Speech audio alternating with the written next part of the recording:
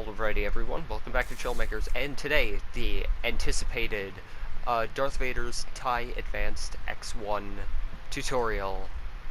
This is going to be a long one, so stick with me. This will be a 3-part series. Actually, it might end up being 4-part because the cockpit section, or the main fuselage section, will most likely be broken up into 2 videos just because of how complex the entire build was. Not to mention the last time I tried doing this and all the audio didn't record. How do I put it? It was like 50 minutes long. Or it was either 49 or 50, I don't remember. I have a bad memory.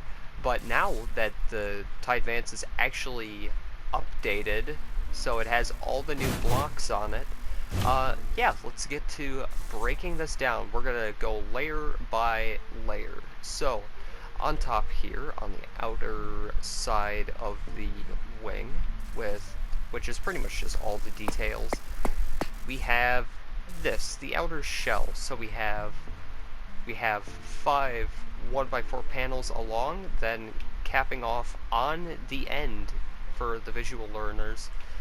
We have it like that, so write that down.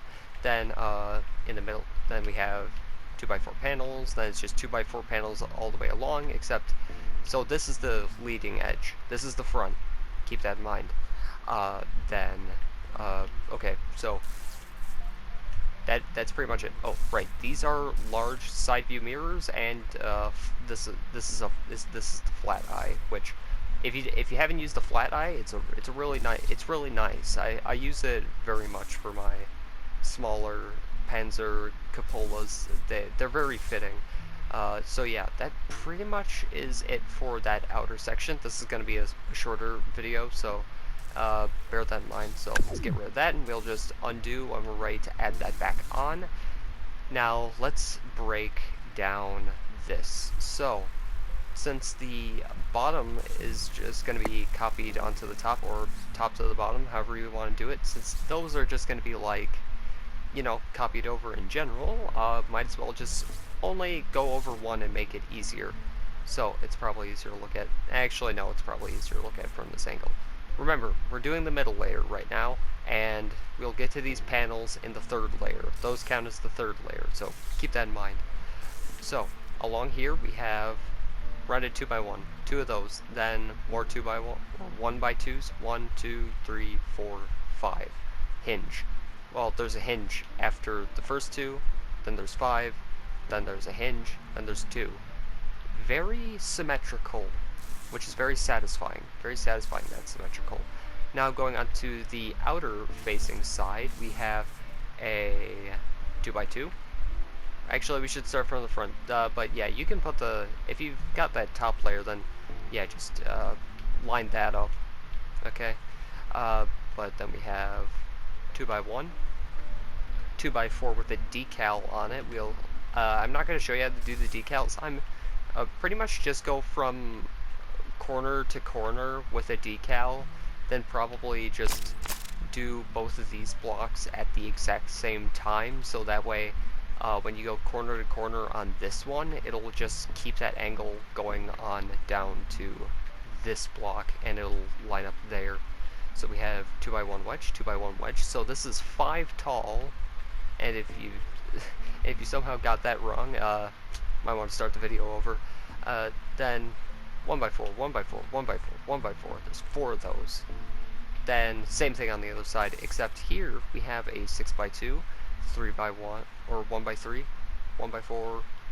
So 2 6x2s on top, 1x4, 1x4, 1x3. Then for this one, follow the same advice I did for these front ones.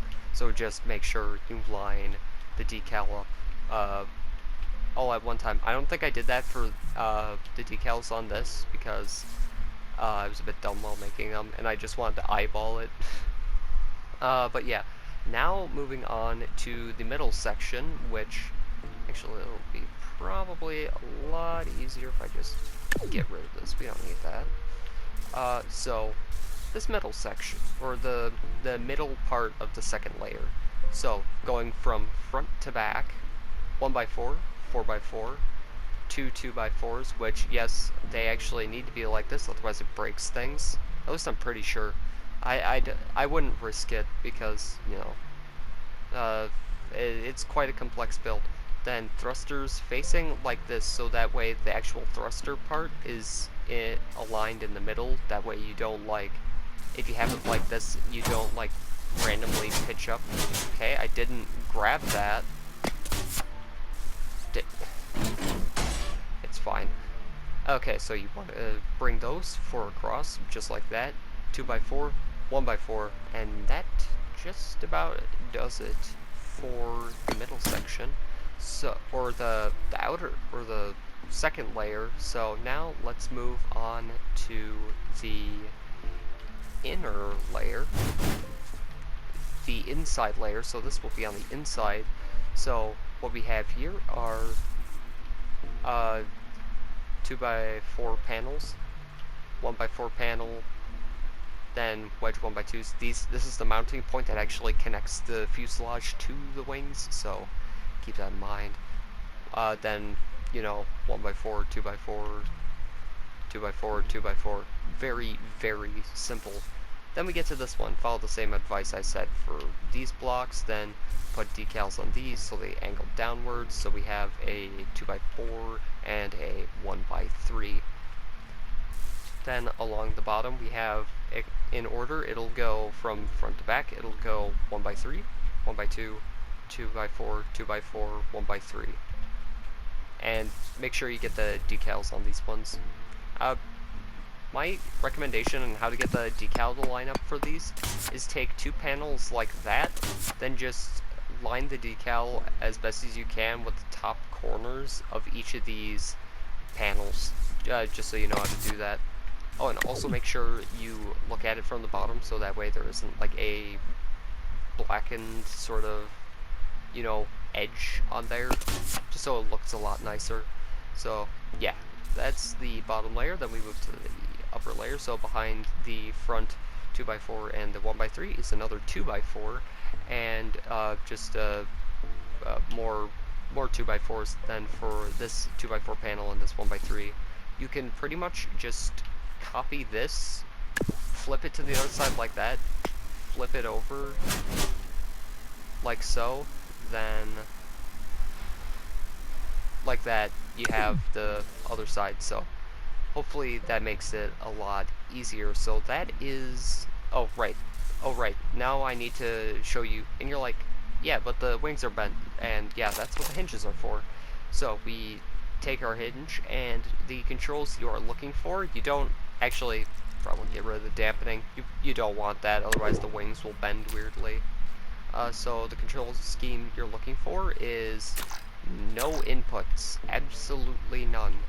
Then we have speed of 1, but that doesn't matter because these wings aren't exactly moving. An angle of 30 degrees, that's what I found looks best, but if you want to try a different angle, go ahead. Then the strength is 200, just for that extra sturdiness, you know. Then yeah, that's just about it for the controls here. It's going to be a 4-part series because I'm going to have a final video dedicated to actually getting the controls set up. Oh, and make sure you have the green arrows facing inward. Very, very important. Green arrows on the hinges facing inward or towards this layer where the hard mounting point is, where the fuselage will then connect with the actual wing. So, yeah. Sorry that I'm pronouncing things like this, but very important, very important. So yeah, that just about does it for, oh, I should probably, shoot the outer layer. Anyway, that does it words. That just about does it for this episode, and I will see you in the next one, where we will be tackling the cockpit. So, let me give you a basic layout. So, the next one is going to be the cockpit, and the third one is going to be the rear fuselage, where the shields and other thrust modules are, and other things like that. Then the final video will, the final video will be pretty much doing the control schemes. So, hope you enjoyed. Hope this is good for the people. because what got me into playing Trailmakers was I was a really big fan of Star Wars, so I'm like, I bet I could build that in the game, and I did. So yeah, and now you can too, with this tutorial. Anyway, I'll stop yapping. See you in the next one. Goodbye. Get this out. Actually, no, I gotta. Oh, never mind. Sorry. Goodbye.